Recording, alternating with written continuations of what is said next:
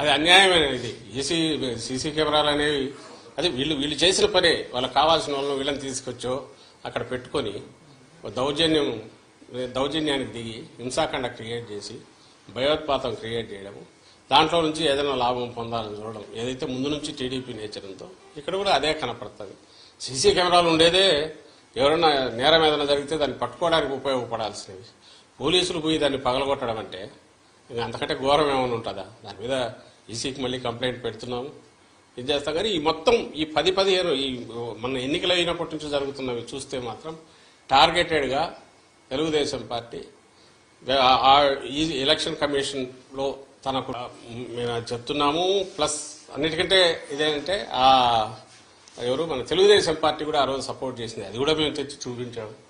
అయినా సరే దాని మీద అడ్డగోలుగా అది ఇంకా ప్రపంచం బద్దలైపోతుంది, తల్లకిందులు అవుతోంది, ఆస్తులు ఎవరివి ఎక్కడా ఉండవని అంతవరకు తీసుకెళ్లి వాళ్ళ ఆఖరు చేసిన డ్రామాలన్నీ నాకు తెలియగలుగుతాను. మళ్ళీ ఈరోజు దాని గురించి మాట్లాడట్లా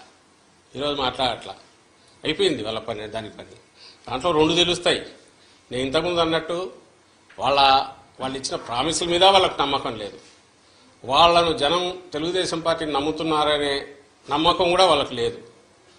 బెదరగొట్టడం ద్వారా ఏదో చేయాలని, భయపెట్టడం ద్వారా ఏదో జరగబోతుంది చేయాలని ల్యాండ్ టైటిలింగ్ యాక్ట్ అనేది అది వచ్చేసింది.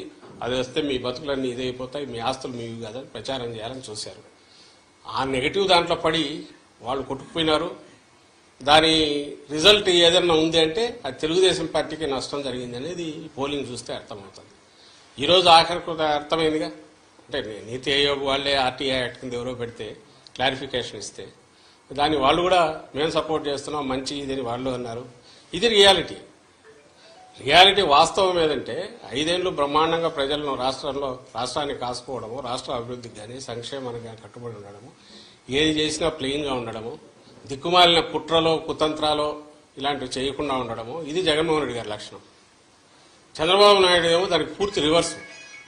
ఆయన ఏది చేసినా దాన్ని ఓ పీక్కు తీసుకెళ్లి గోబెల్స్ తరహాలో ఒక అబద్దాన్ని పదే చెప్పి అది నిజమని నమ్మించి ఆ ప్రాసెస్లో తను బయటపడాలనుకుంటాడు. బయటపడడం కాదు, మునుగుతాడని ప్రతిసారి రుజువు అవుతున్నా కూడా ఆయన అదే ప్రయత్నం చేస్తాడు. ఇప్పుడు కూడా దానికే పోయాడు. అంతకంటే ఫార్స్ ఏది ఉండదు ల్యాండ్ టైటిలింగ్ యాక్ట్ మీద అతను ఆడిన డ్రామా. ప్రతి ఒక్కరికి తెలుసు ఈ బిల్డింగ్ ఎవరిదో రెంట్కి తీసుకున్నావు, వాళ్ళ ప్రకారం ఈయన భయపడి ఉండాలి. ఆ పక్కన పొలం ఉంది, వాళ్ళు భయపడి ఉండాలి. ఇంకో పక్క ఎవరు భయపడతారు? ఎవరి ఆస్తులకు ప్రమాదం వచ్చింది? ఏమీ రాలే. అయినా సరే ఈయన క్రియేట్ చేసిన ఒక ఫాల్స్ దీన్ని అబద్దాన్ని పదే చెప్పేసి రాష్ట్రం అంతా అతలాకుతలం అయిపోతుంది ఇంప్రెషన్ తీసుకొచ్చి ఆ దీంట్లో జరిగింది ఏదే అంటే తనే కొట్టుకుపోయినాడు.